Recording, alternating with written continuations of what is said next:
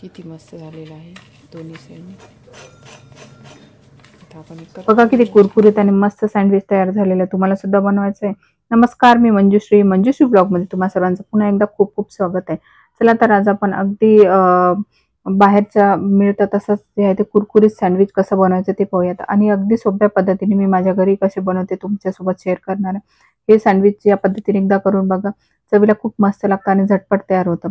पाहताच बघा कसं छान दिसतंय, अगदी तोंडाला पाणी सुटतं एवढे मस्त झाले आणि अगदी साध्या पद्धतीने बनवलेलं आहे.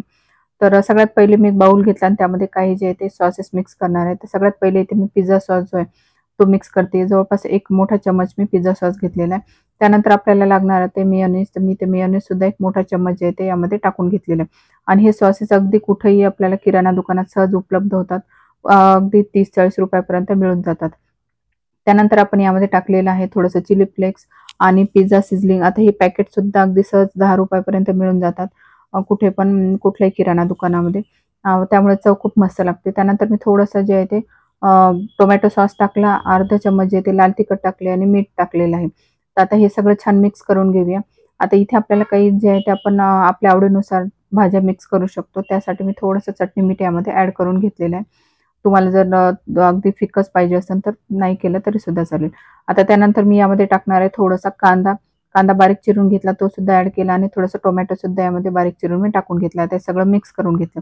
बघा या पद्धतीने मिक्स केल्यामुळे अगदी एकसारखं जे ते सॉसेस सगळ्या भाज्यांना लागतात. आता यामध्ये ऑप्शनल तुम्ही शिमला मिरची टाकू शकता, काकडी टाकू शकता. आवडीनुसार तुमच्या भाज्या यामध्ये मिक्स करू शकता. त्या पण छान लागतात. त्यानंतर मी तवा जे आहे ते थोडासा गरम करायला ठेवला आणि बटर त्यावर लावून घेतलं आणि एका साइडनी जे आहे ते मी सुरुवातीला ब्रेड जे आहे ते भाजून घेते. यामुळे जे आहे ते आपली जे आहे ते सँडविच अगदी कुरकुरीत बनतात आणि चवीला खूप मस्त लागतं. दोन्ही साइडनी छान शेकल्या जातात. म्हणजे आपण आपल्याकडे जर टोस्टर नसेल तर या पद्धतीने करा तुम्ही, अगदी मस्त लागतात. आता त्यानंतर जे आहे ते यावर मी आपण मिक्स केलेले जे आहे ते सगळं कांदा, टोमॅटो यावर पसरून घेऊया. तर बघा या पद्धतीने केल्यामुळे अगदी पटकन आपण हे पसरून घेऊ शकतो सगळ्याकडे आणि एकसारखं जे आहे ते चव लागणार आहे. नाहीतर कांदा वेगळं, टोमॅटो वेगळं ठेवा, त्यावर चटणी मीठ टाका. थोडंसं जे आहे ते काम वाढतं. त्यापेक्षा ही सोपी पद्धत तुम्हाला दाखवलेली आहे. त्या पण पद्धतीने एकदा बनवून पाहणार आहोत एक सँडविच आपण. तर इथे छान हे सगळं मिक्स केल्यानंतर मी इथे दुसऱ्या ब्रेडच्या स्लाइसवर जे आहे ते थोडासा टोमॅटो सॉस पसरून घेणार आहे. तर इथे तुम्ही हिरवी चटणी सुद्धा लावू शकता. तुम्हाला जसं आवडतं त्या हिशोबाने थोडंसं व्हेरिएशन तुम्ही करू शकता किंवा पिझ्झा सॉस लावला तरी सुद्धा चालेल. तर बघा हे छान झाल्यानंतर मी त्यावर टाकणार आहे भरपूर सारं चीज. आता इथे चीज जे आहे ते आपल्या आवडीनुसार आपण कमी जास्त करू शकतो. परंतु सगळ्यांना भरपूरच चीज आवडतं कारण चीझी सँडविच खूप मस्त लागतं. तर इथे मोझरेला चीज असेल तर ते सुद्धा नक्की आवर्जून वापरा. त्यामुळे तर चव अजूनच मस्त लागणार आहे. तर इथे पाहू शकता तुम्ही फक्त मोझरेला चीज टाकल्यानंतर जे आहे ते आपल्याला थोडंसं टोस्ट करताना किंवा भाजताना थोडी पद्धत वेगळी ठेवावी लागते. ते नंतर मी तुम्हाला सांगते. त्यानंतर मी यावर टाकलेली आहे शेव.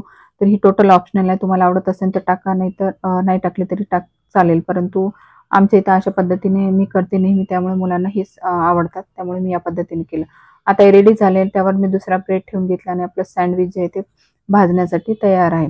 आता इथे परत एकदा थोडंसं बटर जे आहे मी यावर तव्यावर पसरून घेतलं आणि सँडविच जे आहे ते शेकायला आपण ठेवून दिलेलं आहे. आता मीडियम गॅसवर आपल्याला छान एका साइडने छान खरपूस भाजू द्यायचं आणि खालच्या साइडनं भाजेपर्यंत मी वरती थोडंसं बटर परत लावून घेतलं. तर पाहू शकता तुम्ही किती छान आपलं अगदी कुरकुरीत सँडविच रेडी झालेलं आहे. इथे पाहू शकता. तर या पद्धतीनेच मी बाकीचे सँडविच सुद्धा तयार करून घेणार आहे. अगदी फटाफट तयार होतात आणि चवीला खूप मस्त लागतात. नक्की एकदा या पद्धतीने करून बघा. आणि आपला व्हिडिओ जर तुम्ही फर्स्ट टाईम पाहत असाल तर नक्की लाईक, शेअर आणि सबस्क्राईब करायला अजिबात विसरू नका. अगदी सोप्या पद्धतीने मी तुम्हाला सांगण्याचा प्रयत्न करते. सोबत किचन टिप्स पण जास्तीत जास्त देण्याचा तुम्हाला रोज एक प्रयत्न नक्कीच करते. तर आपलं सँडविच जे आहे ते रेडी झालेलं आहे. त्यानंतर बघा आता हे कट करून घेऊया म्हणजे आपल्याला दोन्ही साइडने एकसारखं होतं आणि खाताना सोपं जातं. तर आपलं सँडविच अगदी रेडी झालेलं आहे आणि छान कटसुद्धा झालेलं आहे बघा. आता दाखवते तुम्हाला अगदी एकसारखं सगळीकडे जे आहे ते आपण कांदा, टोमॅटो बारीक चिरून टाकल्यामुळं कट करताना सुद्धा ते सोपं जातं. तर आपलं सँडविच जे आहे ते रेडी झालेलं आहे. आता त्यानंतर जे आहे ते आपण बघा ह्यावर जे आहे ते परत मी थोडासा पिझ्झा सॉस टाकला आहे. ब्रेड पहिल्यासारखी थोडीशी भाजून घेतली आणि पिझ्झा सॉस पसरून घेतला. त्यानंतर दुसऱ्या स्लाइसवर जे आहे मी थोडंसं मेयोनीज यावर टाकून घेणार आहे आणि ते सुद्धा यावर थोडंसं असं व्यवस्थित चाकूने पसरून घेणार आहे. त्यामुळे एकसारखं ब्रेडला सगळीकडं हे लागून जातं. तर इथे आपण दुसऱ्या प्लेटवर जे ते पुदिन्याची चटणी सुद्धा लावू शकतो. त्यानंतर मी कांद्याचे थोडे छोटे छोटे रिंग कट करून घेतले आणि ते यावर ठेवलेले आहे. आणि त्यानंतर आपण जे ते टोमॅटो सुद्धा छोटा कट केला स्लाइस आणि ते सुद्धा यामध्ये ठेवून घेतलेले आहे. तर बघा, या पद्धतीने वेगवेगळं सेपरेट सगळं ठेवा. त्यानंतर थोडंसं त्यावर चटणी मीठ टाका. या सगळ्या गोष्टी करण्यापेक्षा ती पद्धत अगदी सोपी आहे. परंतु तुम्हाला दोन्ही पद्धतीने दाखवायचं म्हणून एक सँडविच या पद्धतीने सुद्धा मी रेडी केलेलं आहे. आता हे सगळं झाल्यानंतर त्यावर थोडंसं मी जे ते पिझ्झा सिझलिंग टाकून घेतलेलं आहे. त्यामुळे चव खूप मस्त लागते अगदी. आता हे रेडी झाल्यानंतर मी त्यावर टाकणार आहे आता भरपूर सारं चीज. आता चीज आपण आपल्या आवडीनुसार कमी जास्त करू शकतो. इथे जर तुम्हाला थोडंसं कमी आवडत असेल तर कमी करू शकता, किंवा इथे जर थोडंसं व्हेरिएशन तुम्हाला करायचं असेल तर बटाटे सुद्धा बॉईल करून थोडे बारीक स्लाइस करून ठेवले ते सुद्धा छान लागतात अगदी. आता हे रेडी झाल्यानंतर मी जे ते दुसरं ब्रेड स्लाइस त्याच्यावर ठेवली आणि त्याला सुद्धा छान गरम करून घेणार आहे, भाजून घेणार आहे. दोन्ही साईडने अगदी खरपूस भाजून घ्यायचं.